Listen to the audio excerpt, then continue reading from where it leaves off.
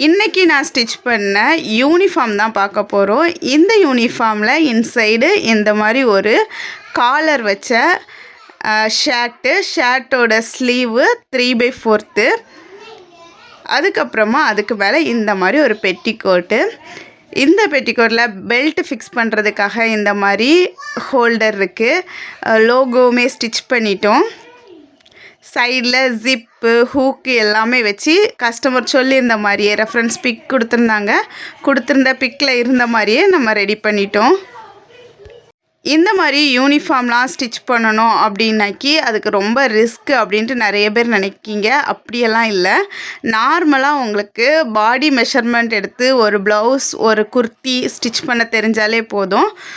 இந்த மாதிரிப்பட்ட எல்லாமே உங்களாலேயும் ஸ்டிச் பண்ண முடியும். இதுக்கான பேட்டர்ன் மேக் பண்ணி எல்லாரும் நினைக்கிறது ஒவ்வொன்றும் தனித்தனியாக கற்றுக்கணும் அப்படின்னு நினைப்பீங்க.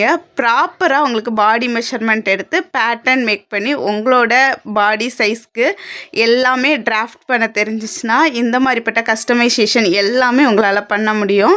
நம்ம கிளாஸில் இந்த மாதிரி தான் சொல்லி கொடுத்துட்ருக்குறோம். நம்மளோட ஃப்ரீ டெய்லரிங் கிளாஸில் நீங்கள் ஜாயின் பண்ண விரும்புனீங்கன்னா டீட்டெயில்ஸ்னு கமெண்ட் பண்ணுங்கள்.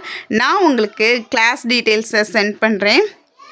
நம்மளோட 3 மந்த் ஃப்ரீ டெய்லரிங் கிளாஸில் எல்லாமே பாடி மெஷர்மெண்ட் எடுத்து ஸ்டிச் பண்ணுற மாதிரி டிராஃப்ட் பண்ணி பேட்டர்ன் மேக் பண்ணி கட் பண்ணி ஸ்டிச் பண்ணுற மாதிரி சொல்லி கொடுக்குறதுனால உங்களுக்கு ரொம்பவே யூஸ்ஃபுல்லாக இருக்கும்.